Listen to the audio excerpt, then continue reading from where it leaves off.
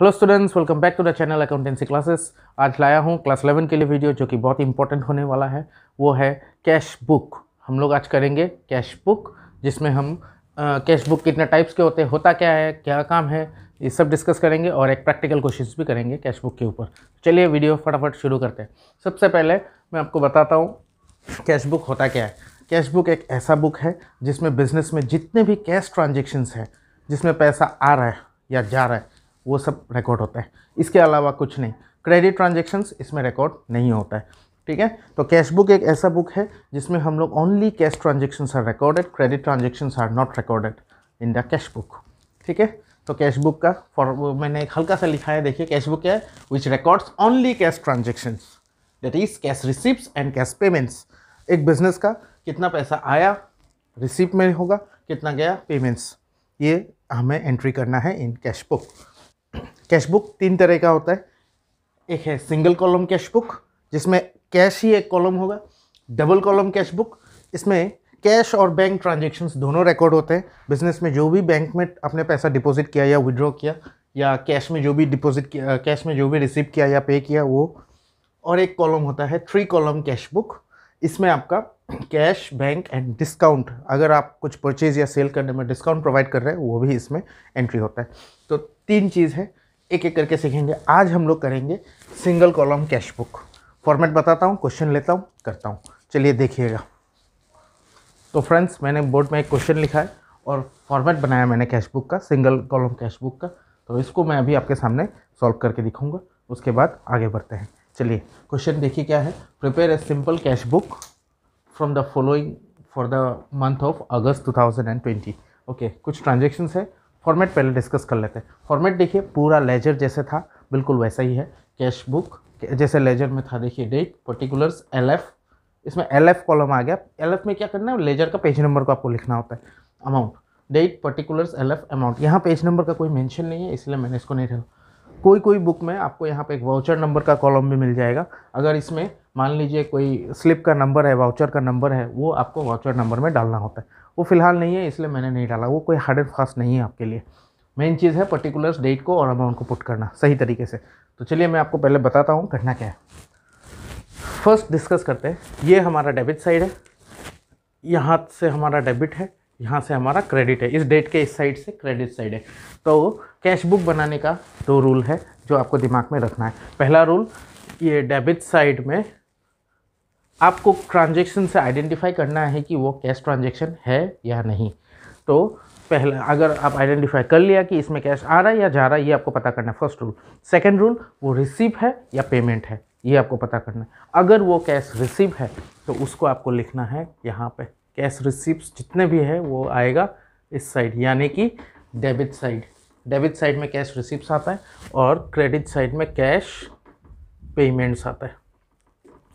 ठीक है, और लास्ट ईयर का अगर कोई बैलेंस है, मान लीजिए अभी अगस्त का हमें बनाने को है, तो अगस्त से पहले का महीना का, ठीक है, उसका अगर कुछ है, तो जैसे कि जुलाई का अगर मान लीजिए बैलेंस है, वो हमारा ओपनिंग बैलेंस, उस जुलाई का जो क्लोजिंग बैलेंस होता है वो हमारा अगस्त में ओपनिंग बैलेंस होगा। और ओपनिंग बैलेंस भी डेबिट साइड में आता है। जैसे आपको पता होगा, एसेट्स का बैलेंस हमेशा डेबिट दिखाएगा। जितने भी एसेट्स हैं उनका बैलेंस डेबिट, लाइबिलिटीज़ का क्रेडिट बैलेंस होता है। तो ये एसेट, कैश बुक एक एसेट है, तो एसेट ऑब्वियसली उसका जो ओपनिंग बैलेंस होगा वो डेबिट साइड में होगा।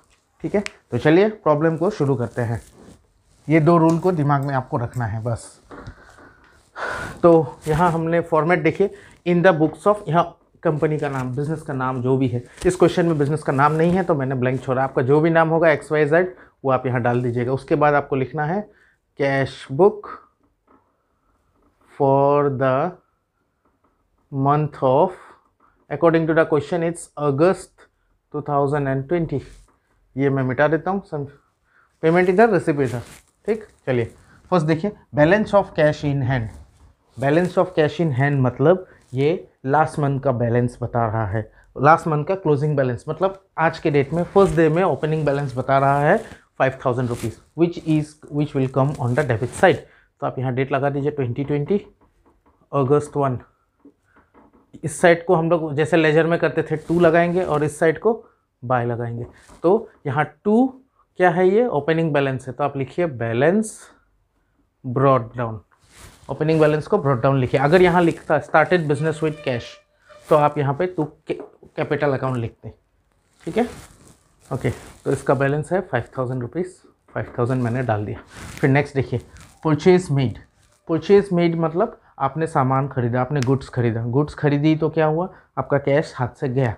आपको सामान को नहीं देखना, आप कैश बुक बना रहे हैं, आप सिर्फ कैश का ध्यान रखिए, सिंपल सा लॉजिक है। परचेज मेड में मतलब सामान खरीदा तो आपके हाथ से कैश गया, गया मतलब ये पेमेंट है। पेमेंट कहाँ आता है? क्रेडिट साइड में। तो आप यहाँ लिखेंगे डेट लगा के अगस्त 2020, अगस्त 2 में आप क्या लिखेंगे? By purchase account. कितना अमाउंट है? 1000 है, डाल दीजिए, ठीक है। नेक्स्ट देखिए, पेड सैलरी। नाम पे पता चल रहा है ये पेमेंट है। पेड सैलरी, सैलरी पे कर दिया गया है, तो ये भी क्रेडिट साइड में आएगा। अगस्त 4 बाय क्या लिखेंगे? क्या पे किया आपने? सैलरी। तो आप सिंपली लिख दीजिए बाय सैलरी अकाउंट। कितना पे किया? 1000, सेम अमाउंट, ठीक है। फिर नेक्स्ट देखिए, पेड रेंट। फिर से ये रेंट पे कर रहा है, तो ये भी क्रेडिट साइड में आएगा। डेट 7 बाय क्या पे किया आपने? रेंट, तो आप लिख दीजिए बाय रेंट अकाउंट। कितना आएगा अमाउंट? जितना दिया है 400 रुपीज़। ये 400 को मैंने यहाँ पोस्ट कर दिया। फिर देखिए, रिसीव फ्रॉम करण। रिसीव कर रहे हैं, इस बार क्या हो रहा है? करण ने पैसा पेमेंट किया आपको, तो आपको पैसा मिल रहा है। मिल रहा है तो डेबिट साइड। तो आप लिखेंगे अगस्त 10 में 2 किससे मिला आपको? करण से, तो लिख दीजिए करण। नाम के आगे अकाउंट नहीं भी लिखेंगे तो भी चलेगा। तो करण से आपको कितना मिला? 2000 रुपीज़, ठीक। नेक्स्ट देखिए, 14 में goods sold to Ajit. Okay, ये एक चीज़ आपको ध्यान रखना है। मैंने आपको फर्स्ट में बताया था only cash transactions are recorded, credit transactions are not recorded. यहाँ देखिए क्या बोल रहे हैं, गुड्स सोल्ड टू अजीत। ये एक क्रेडिट ट्रांजेक्शन है। जब किसी का नाम मेंशन होता है और उसमें कुछ कैश के बारे में मेंशन नहीं होता है तो ये क्रेडिट ट्रांजेक्शन है। Credit transaction will not come in cash book, याद रखिएगा। This is a credit transaction, so इसमें पैसा आ भी नहीं रहा है, जा भी नहीं रहा है। बाद में अगर अजीत हमें पेमेंट करता है तो वो एंट्री होगा। अगर सपोज यहाँ गुड सोल्ड टू अजीत है 1000, अगर फ्यूचर में ऐसा कोई ट्रांजेक्शन हो जिसमें अजीत ने हमें पेमेंट किया, उसका हम लोग एंट्री करेंगे रिसिप्ट का टू अजीत। लेकिन ये ट्रांजेक्शन फिलहाल इस डेट में रिकॉर्ड नहीं होगा। क्लियर? नेक्स्ट देखिए, पेड टू प्रवीण। पेमेंट कर रहे हैं प्रवीण को, तो ये आएगा। पेमेंट है तो credit side by Praveen. Date लगा दीजिए, डेट जो भी है 19 में आपने पेमेंट किया 1000, तो 1000 यहाँ लगा दीजिए। Next, purchase furniture.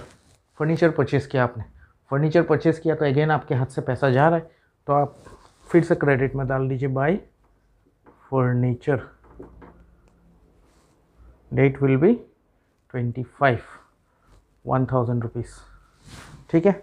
इसके बाद 30, sold goods for cash. Sold goods for cash में आपने सामान बेचा, आपके पास कैश आया, रिसीव हो रहा है। रिसीव हो रहा है तो डेबिट साइड आएगा। डेट लगा दीजिए 30 अगस्त 2। क्या लिखेंगे? क्या किया हम लोगों ने? सेल किया, तो सेल्स अकाउंट 2000 डाल दीजिए। सब खत्म। अभी जैसे लेजर में करते थे यहाँ भी सेम प्रोसेस। इसको हमें करना है बैलेंस। बैलेंस यानी कि अगर आपको लेजर में कन्फ्यूज़न है तो लिंक रहेगा डिस्क्रिप्शन में, मैं आपको दे दूंगा, आप उसको देख लीजिएगा, जर्नल से लेजर कैसे बनाते हैं। उसके बाद मैं ये टॉपिक आज करा रहा हूँ। ओके, तो अभी फिर भी एक बार मैं आपको समझा देता हूँ करना क्या है। दोनों साइड को पहले देखिए कौन सा साइड बड़ा है। मुझे पता चल रहा है debit side is greater than credit side, तो इसका जो टोटल है उसको हम लोग यहाँ लिखेंगे। इसको टोटल करते हैं तो होता है 9000 रुपीज़, ठीक। वही 9000 आप यहाँ पे लिख दीजिए। अब बैलेंस करना क्या होता है मैं आपको ये बताता हूँ। अगर आप इसको प्लस करेंगे तो ये 9000 नहीं होता है, तो आपको यहाँ पे एक ऐसा अमाउंट पुट करना है जिससे ये 9000 हो जाए, ठीक है। तो आप इसको प्लस कीजिए, तो ये प्लस करने से आ रहा है आपका 4400 रुपीज़। 4400 रुपीज़ आ रहा है फ्रेंड्स। तो अगर हम लोग यहाँ इसको इक्वल बनाने के लिए क्या करना होगा, हमें 4400 को 9000 से माइनस कर देंगे तो 4600 रुपीज़ आता है। या अब इसको आप प्लस करेंगे तो ये इक्वल आता है। This is called balancing. तो आप इसमें एक ऐसा अमाउंट पुट करेंगे जिसको प्लस करने से इक्वल आ जाए। तो मैंने इसको, आप मतलब बात ये हुआ कि इन सबको प्लस कीजिए करके इससे माइनस कीजिए तो ये आ जाएगा। This is called balancing. अब इसको क्या लिखेंगे, ये लास्ट डे में ये काम, ये बैलेंसिंग जो है ये आपको करना है लास्ट डे में। लास्ट डे इज अगस्त 30। यहाँ हम लोग लिखेंगे by balance carried down. CD means carried down, CD is carried down and BD means brought down. Brought down ये मैंने लिखाया है लेजर में, आप काइंडली लेजर का एक बार वीडियो देख लीजिएगा अगर आपको कन्फ्यूज़न है तो। ठीक है, हो गया बैलेंसिंग। अब ये इसका मतलब क्या हुआ, इसका मतलब ये हुआ कि ऑन द मंथ ऑफ अगस्त हमने इतना इतना इतना 3 कैश रिसीव की और इतना पेमेंट किया। करने के बाद हमारे पास लास्ट में on the end of the day we have 4600 balance left in our hand.